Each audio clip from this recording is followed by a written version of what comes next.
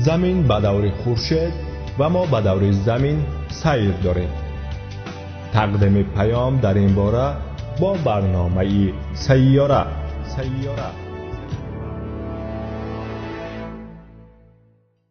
بحرین. دولت پادشاهی بحرین در قسم شمال غربی خلیج فارس جایگیر بوده. با عربستان سعودی و قطر همسایه است. شماره جزیره هایی که دولت بحرین را تشکیل می کنند 33 عددند و جزیره کلانترینش بحرین نام دارد. مساحت عمومی جزیره ها 695,115 کیلومتر کوادراتی. پایتختش منامه. شهر بزرگترینش المحرر. واحد پولیش دینار بحرینی. عید ملیش روز استقلال از سنه 14 آگوست سال 1971 تا این جانب تجلیل می گردد.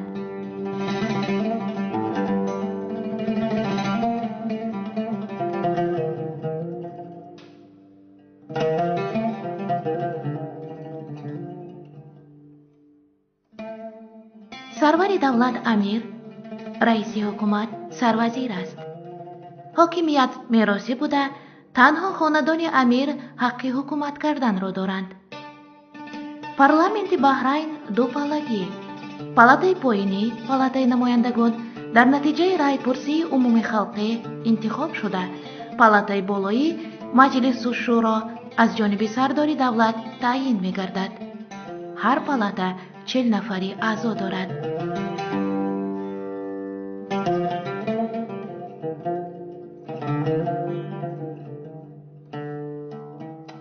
بحرین به 12 منطقه مختار تقسیم شده است.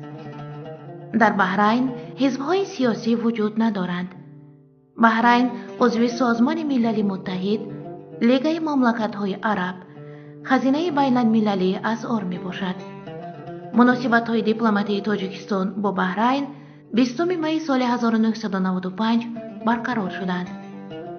طبیعت جزیره‌های بحرین خاکشان بیشتر از آهک سنگ عبارت است. قسم زیادی مساحتش بیابانی است.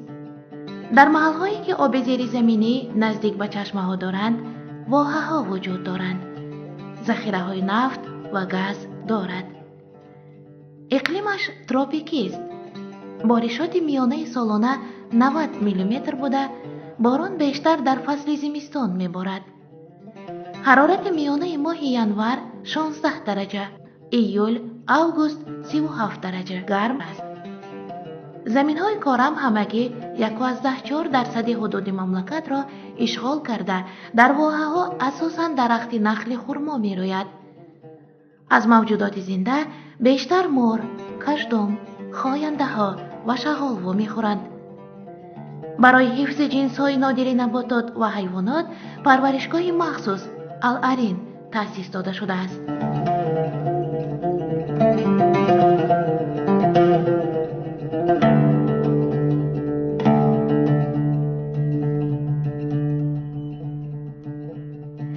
زیچه میانه اهالی بحرین 1142.9 نفر در 1 کیلومتر مربع است.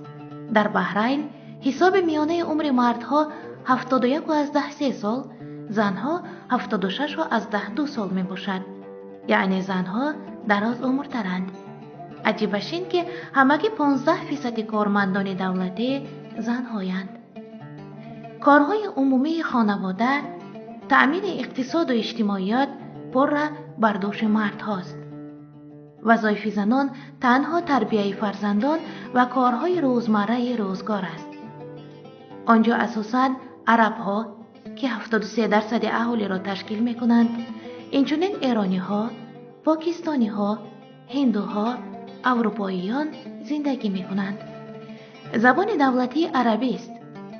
زبانهای انگلیسی، فارسی و اردو نیز رایجند. دین دولتی اسلام بوده. سنی مذهبان 25% و اهل تشیع 75% را تشکیل می دهند. خاندان امیران حکمران اهل سنتند.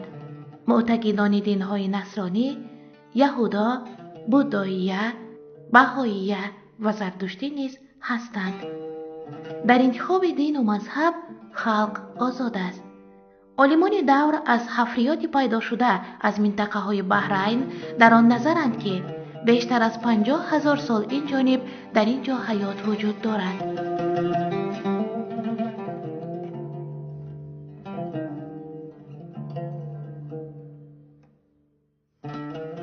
بحرین در 1000 ساله سیوم تا میلاد در بعضی سرچشمه‌های تاریخی با نام دلمون ذکر شده است که دارای شهرها و دهکده‌های قدیمی بوده است.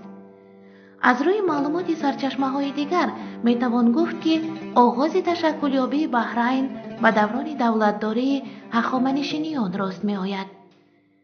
آگاهی مفصل‌تر از بحرین به دوره ساسانیان از روزگار اردشیر بابکان منسوب است که بعد فتوحات بحرین آن همچون ولایت از ایران یاد شده است. سروران و امیران بحرین تا دوره ظهور اسلام همه فارس سوار بودند. بر اساس معلومات سرچشمه‌های تاریخی چنین می‌نماید که در بحرین فرهنگ و زبان فارسی نفوذ افزون داشته. قبیله عرب‌های منطقه قومی آمده و مهاجر به حساب می‌رفتند. تنزل و فروپاشی دولت ساسانیان و پهنشوی دین اسلام سرنوشت سیاسی منطقه بحرین را در طول یک چند عصر دگرگون کرده، زبان و فرهنگ عربی جایگزین تمدن ایرانی شد. بحرین در دوره خلفای نخستین از نظر اداری تابع مدینه بود و والیان و امیران از مرکز خلافت به بحرین فرستاده می شدند.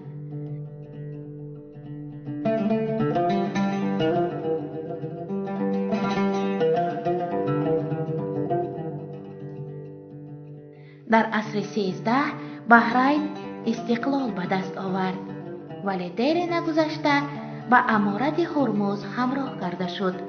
در اولهای عصر 16 بحرین را پرتغالی ها ضبط کردند.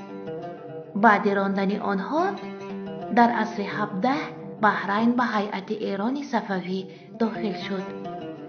در میانه عصر 18 در بحرین خاندان الخلیف دست بالا گشته حکمران مملکت شد و اولاد این امیران تا حال در سر قدرتند.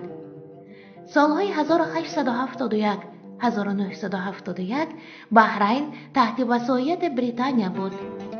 سالهای جنگ یکم جهانی در حدود بحرین بریتانیا بازه حربی خیش را ساخت. از 14 آگوست سال 1971 دولت صاحب استقلال می باشد.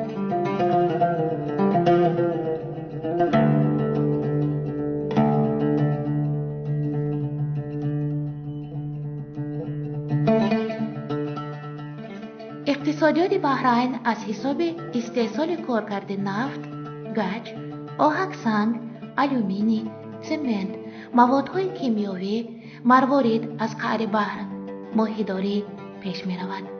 اینچنین صید خرچنگ بحری خارج براه مانده شده است. در مملکت بخش بانکداری آفشوری ترقی کرده است. شریکان تجارتیش بریتانیای کبیر، عربستان سعودی، کره جنوبی، ژاپن، ایالات متحده آمریکا، استرالیا. در بحرین باغداری، چهارمغز، پیسته، سیتروس ها، شفتالو، خرما، پاپایا، پرورش گوسفند، بز و گاو زیبو مانند ترقی کرده است. بحرین خود را با مواد غذایی پور را تامین می کند.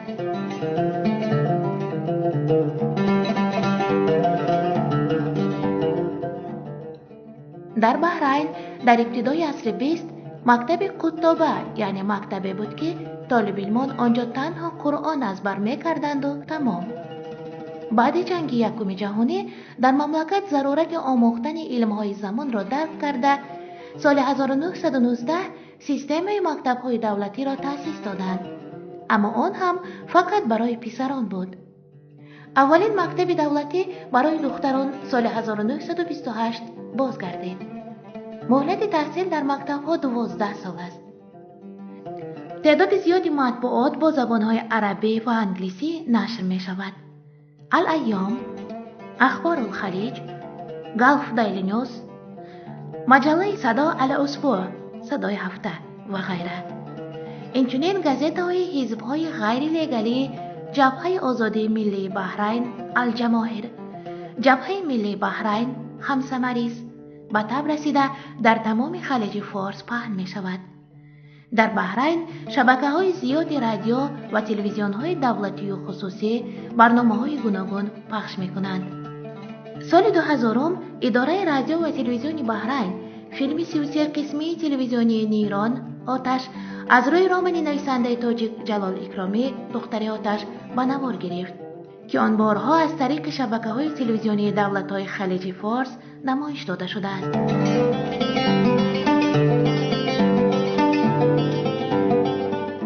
در بحرین توریسم ترقی کرده است که سال تا 8 میلیون سیاحان به این مملکت می آیند. در مورد غذا استعمال نوشاکه‌های اسپرتی و گوشت خوک قطعاً منع شده است. با تماکو کشی نیز اجازه نه آنقدر آزادانه است. این بود معلومات برایتان درباره دولت پادشاهی بحرین.